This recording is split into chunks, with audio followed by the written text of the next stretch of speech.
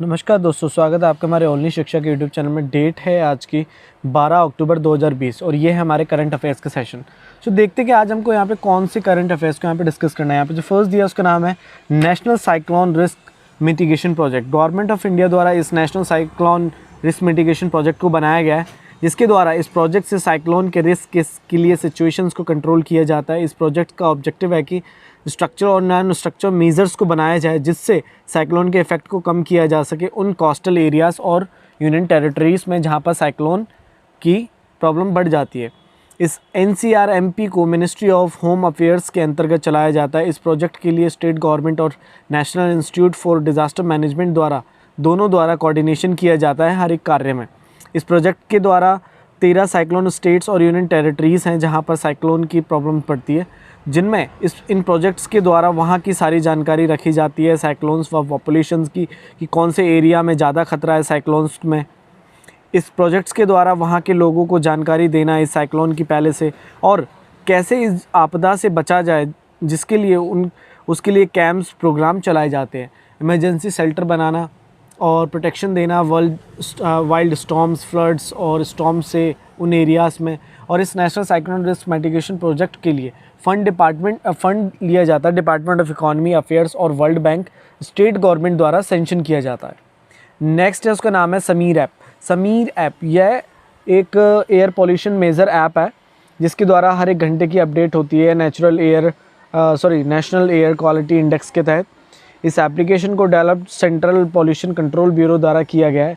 इस ऐप द्वारा सिटीज़ की एयर क्वालिटीज़ की सारी इन्फॉर्मेशन बताई जाती है, और इस ऐप पर वे अभी 100 से भी ज़्यादा सिटीज़ की एयर क्वालिटी की इन्फॉर्मेशन मिलती है। इस ऐप्स में उन सिटीज़ की एयर क्वालिटी को उनकी एयर क्वालिटी के दम पर ही उन्हें कलर कोडेड फॉर्मेशन में पेश किया जाता है। इस ऐप के थ्रू कंप्लेंट फाइल की जा सकती है पॉल्यूशन से संबंधित, उस एरिया की गार्बेज जैसे कि रोड डस्ट, व्हीकल एमिशन और अन्य पॉल्यूशंस की भी कंप्लेंट दर्ज की जा सकती है, और उन कंप्लेंट्स को भी ट्रैक किया जा सकता है। नेशनल एयर क्वालिटी इंडेक्स यह एक इंडेक्स है जिसमें सारी रिपोर्टिंग होती है एयर क्वालिटीज़ के लिए। इस इंडेक्स के द्वारा एयर क्वालिटीज़ के साथ साथ सभी इन्फॉर्मेशन मिलती है उस एयर क्वालिटीज़ से ह्यूमन बॉडी पर क्या इफ़ेक्ट आएंगे, उन सब की भी। नेक्स्ट है, उसका नाम है भाई तारू सिंह जी की अभी 300वीं वर्षी थी। भाई तारू सिंह जी का जन्म 1720 में हुआ था, जो सांधू जाट फैमिली से बिलोंग करते थे, अमृतसर से। उस समय पर मुगल्स का शासन हुआ करता था। वे एक मार्चर मीन्स शहीद सिख के भी नाम से जाने जाते हैं। उन्होंने अपनी ज़िंदगी को सिख के धर्म पर सेक्रीफाइस कर दिया था, सिख धर्म को ज़िंदा रखने के लिए, क्योंकि मुगल्स द्वारा उन्हें अपने धर्म को बोला गया कि चेंज करने के लिए, जिसके लिए उन्हें अपने बाल को कटाना पड़ता, लेकिन उन्होंने अपने धर्म ना चेंज किया, जिसके लिए उन्होंने अपने बालों को कटाने से अच्छा अपने सर को कटाना समझा। उनकी मृत्यु 1 जुलाई 1745 को हो गई थी, और आज इस साल उनकी 100 वर्षीय बरसी है आज उनकी। नेक्स्ट है वर्ल्ड फूड प्रोग्राम यह एक फूड असिस्टेंट प्रोग्राम है, जिसके द्वारा इंटरनेशनल में जहां कंट्रीज़ में क्राइसिस होते हैं उन जगहों पर मदद दी जाती है। इसी द्वारा यह एक फूड असिस्टेंट ब्रांच है यूनाइटेड नेशन की, और यह वर्ल्ड की लार्जेस्ट ह्यूमैनिटेरियन ऑर्गेनाइजेशन है, जिसके द्वारा हंगर और फूड सिक्योरिटी प्रोवाइड की जाती है। इस वर्ल्ड फूड प्रोग्राम को 1961 में बनाया गया था। इसका हेडक्वार्टर रोम में है, और इसके ब्रांचेस 80 कंट्रीज़ में हैं अभी।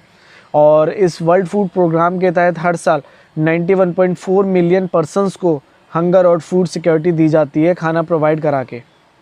इस वर्ल्ड फूड प्रोग्राम द्वारा फोकस दिया जाता है कि एड का, और उन जगहों पर जहां पर भुखमरी होती है, हालात जहां पर ज़्यादा ख़राब होते हैं।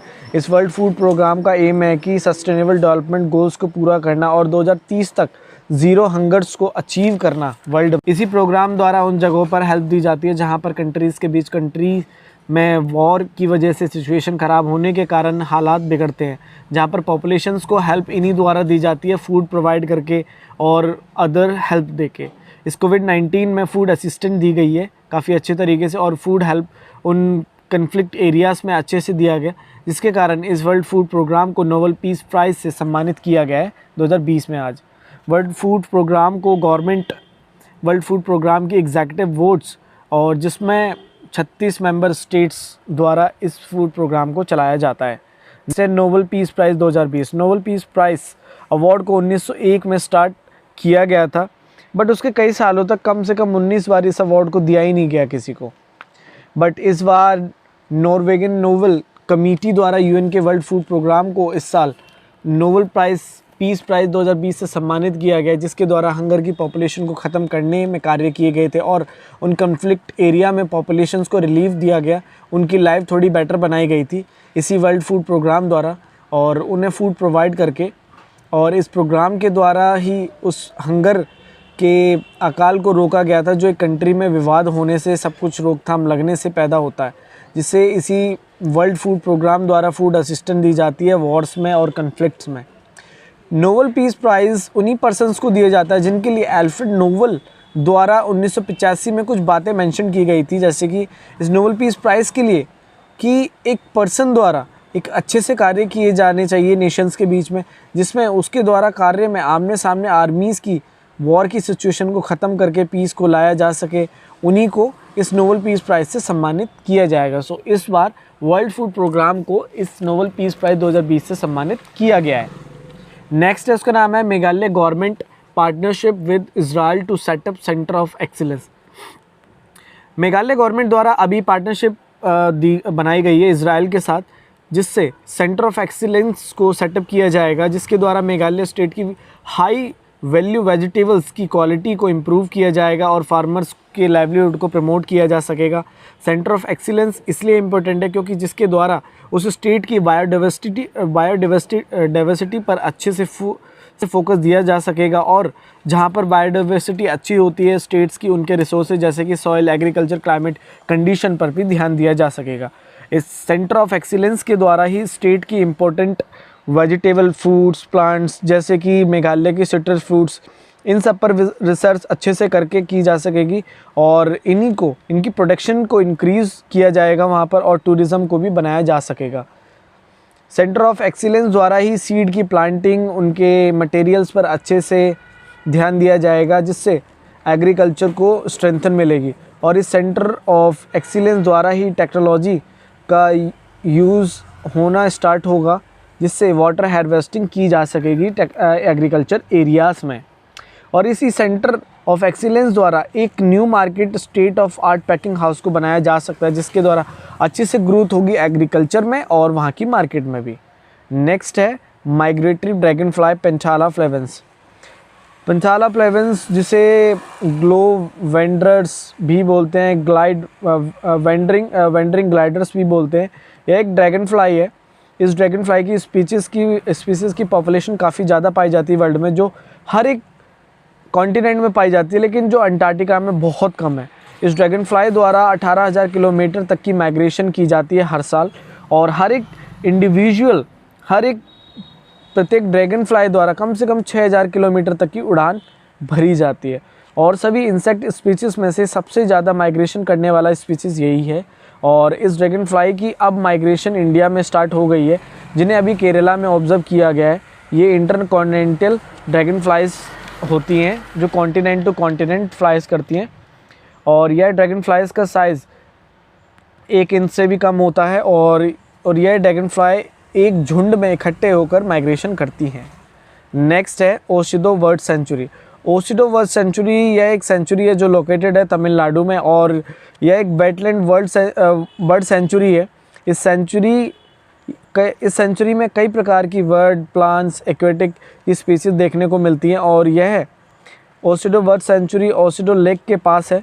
ओसिडो लेक एक मैन मेड लेक है, जहां पर हर साल अलग अलग प्रकार की माइग्रेटरी बर्ड्स की स्पीसीज़ को देखा गया है। ओसिडो बर्ड सेंचुरी में तमिलनाडु में 390 एकड़ तक में फैली हुई है, जहां पर उन माइग्रेट बर्ड्स को देखा जाता है ओसिडो लेक के पास। और इस ओसिडो लेक सेंचुरी में हर साल 190 वैरायटीज़ को ऑब्ज़र्व किया जाता है माइग्रेटरी और लोकल बर्ड्स की। और इस बार ओसिडो बर्ड सेंचुरी में ग्रे हेड स्वैम्प हैन को ऑब्ज़र्व किया गया है। ग्रे हेडेड स्वैम्प हैन यह एक स्पीसीज़ है स्वैम्प हैन की, जो मिडल ईस्ट और इंडिया सब कॉन्टिनेंट से लेकर साउदर्न चाइना, नॉर्थर्न थाईलैंड में पाई जाती है। इसे पर्पल स्वैम्प हैन की सब स्पीसीज़ भी कहा जाता है, लेकिन 2015 से इसे सुपर स्पीसीज माना गया है पर्पल स्वैम्प हैन की। नेक्स्ट है paper strip virus Feluda. CRISPR Feluda कोविड-19 टेस्ट, यह एक टेस्ट काफ़ी ज़्यादा चीपर टेस्ट है कोविड-19 के लिए, जो जल्दी से रिजल्ट देगा और जिसकी कॉस्ट 500 रुपये होगी भारत में। और इस क्रिस्पर फेलुडा टेस्ट को डेवलप किया गया है CSIR institute of genomic integrative biology और टाटा ग्रुप्स द्वारा। यह टेस्ट एकदम प्रेगनेंसी स्ट्रिप टेस्ट की तरह सिमिलर है, जिसमें फेलुडा का कलर चेंज होगा अगर वायरस डिटेक्ट होता है बॉडी में। तो ये था आज का हमारा करंट अफेयर्स का छोटा सा discussion. Thank you very much and I hope आपको समझ आया होगा। अगर आपको समझ आया तो प्लीज़ वीडियो को लाइक शेयर एंड सब्सक्राइब करें। प्लीज़ ज़्यादा से ज़्यादा इसको शेयर करें। Thank you very much.